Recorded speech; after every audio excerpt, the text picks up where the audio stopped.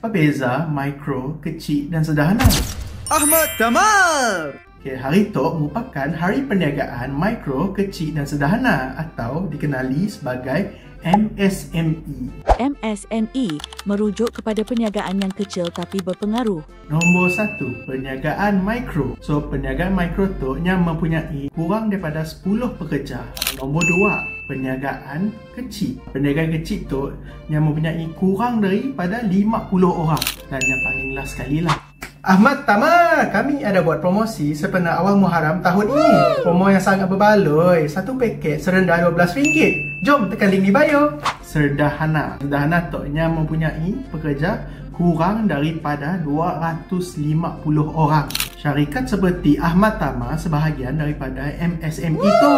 Mungkin kita orang cari buah kurma, kita orang boleh cari Ahmad Tamar. Ada macam-macam jenis buah kurma. Macam-macam ada nak kala-kala.